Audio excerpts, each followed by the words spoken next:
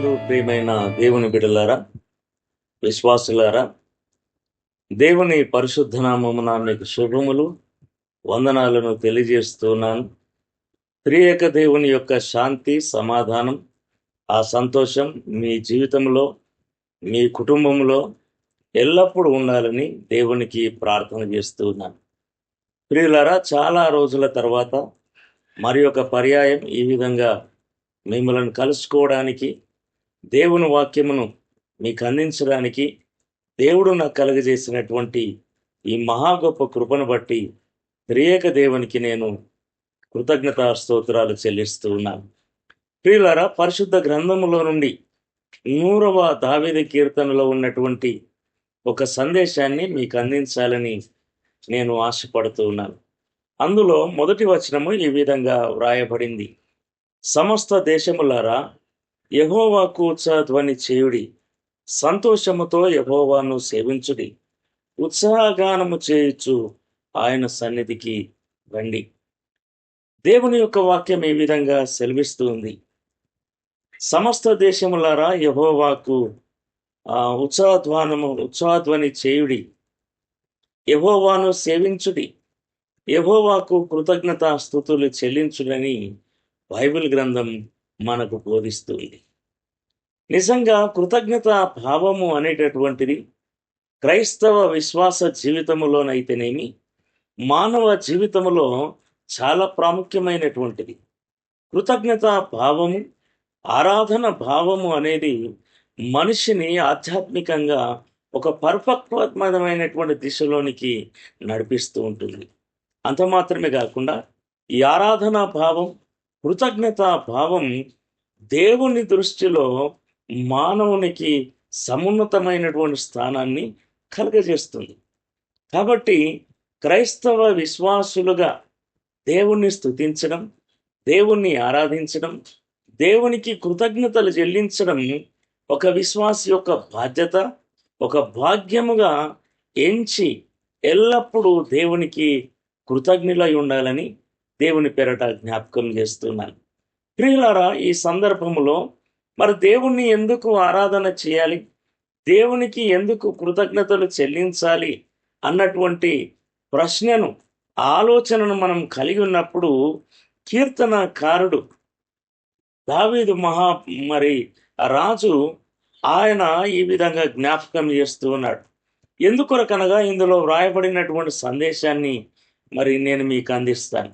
మొట్టమొదటిగా, దేవుడు మన సృష్టికర్త అయి ఉన్నాడు. ఆయనే మనలను పుట్టించను, ఆయనే మన దేవుడు అని ఈ కీర్తనలో వ్రాయబడింది. మానవ జీవితాన్ని మనం గమనించినప్పుడు మనమందరము కూడా దేవుని సృష్టి అయి ఉన్నాం.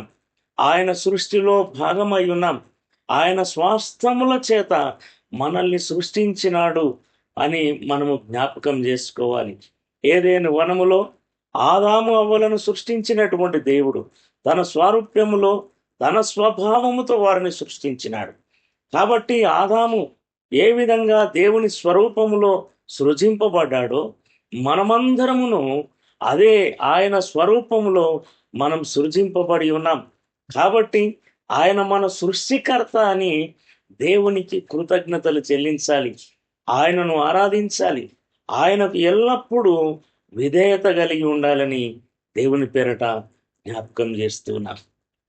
రెండవదిగా, వాక్య భాగములో ఈ విధంగా వ్రాయబడింది: ఆయన మన పోషకుడు, ఆయనే మన పోషకుడై ఉన్నాడు. సమస్త జీవులను పోషించుచున్నటువంటి దేవుడు, సమస్త జీవులకు ఆహారము దయచేసేటటువంటి దేవుడు, మానవులమైనటువంటి మనకు కూడా ఆయన ఆహారమును అనుగ్రహించి మనల్ని జీవింపజేస్తున్నాడన్నటువంటి సత్యాన్ని ఈ సమయంలో జ్ఞాపకం చేస్తూ ఉన్నాను. ఈ ప్రభునందు ప్రియులారా, ఇశ్రాయేలీయుల యొక్క జీవితములో మనం గమనించినప్పుడు, వారు ఐగుప్తు బానిసత్వములో నుండి బయలుదేరి పాలు తేనెలు ప్రవహించు కానాను దేశమునకు బయలుదేరు వరకు ఆయన ఆకాశము నుండి మన్నాను కురిపించి దేవుడు వారిని పోషించినాడు. కనుక ఆయన మహాపోషకుడై ఉన్నటువంటి దేవుడు, సంతృప్తి కలిగినటువంటి ఆహారం ఇచ్చేటటువంటి దేవుడని బైబిల్ గ్రంథంలో మనం చూస్తాం. అంత మాత్రమే కాకుండా యేసుక్రీస్తు ప్రభువారు కూడా ఆయన జీవించి ఉన్నటువంటి కాలములో 5,000 మందికి ఆహారాన్ని అందించి వారిని తృప్తిపరిచినాడు. అనగా ఏ వ్యక్తి కూడా, ఏ విశ్వాసి కూడా, ఏ జీవి కూడా ఆకలితో ఉండకూడదు అన్నటువంటి సత్యాన్ని మరి బైబిల్ గ్రంథం మనకు బోధిస్తుంది. క్రీస్తు ప్రభుల వారు ఆకలితో ఉండటం నాకు ఇష్టం లేదని ఆయన జ్ఞాపకం చేసినాడు.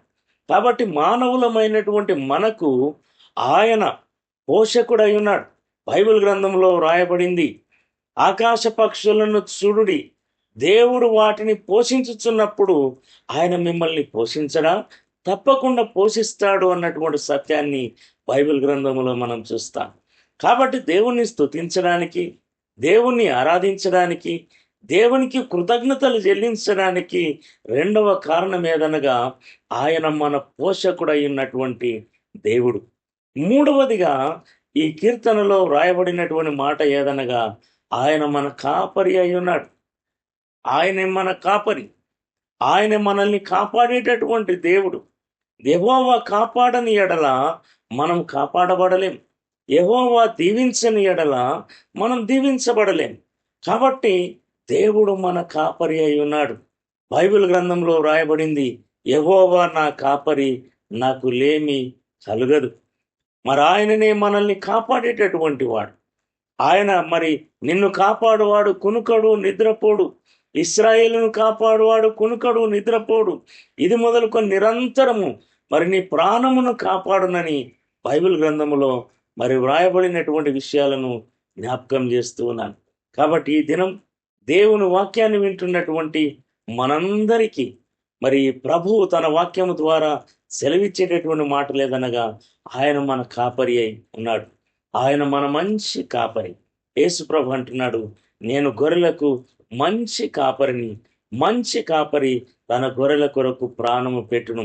మరి మన కొరకు దిగి వచ్చినటువంటి దేవుడు మన నిమిత్తమై ప్రాణము పెట్టి చనిపోయి సమాధి చేయబడి తిరిగి లేచి పునరుత్థానుడైనటువంటి దేవుడు ఈరోజు మనతో మాట్లాడుతున్నాడు.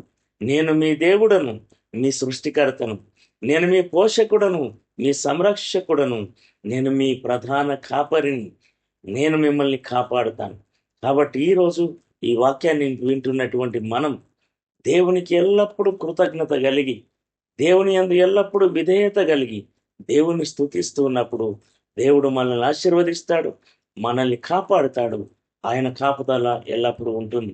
కాబట్టి ఆ విధంగా ఉండడానికి దేవునికి మనం ఎల్లప్పుడూ కృతజ్ఞులమై జీవించాలని దేవుని పేరట జ్ఞాపకం చేస్తూ, త్రియేక దేవుని యొక్క కాపుదల, ఆయన సమాధానం, ఆయన శాంతి మీకు, మీ కుటుంబాలకు ఎల్లప్పుడూ ఉండాలని ప్రార్థన చేస్తున్నాను. త్రియేక దేవుడు మిమ్ములను, మీ కుటుంబాలను, మీ సమస్తమును ఆశీర్వదించి కాపాడును గాక. ఆమేన్.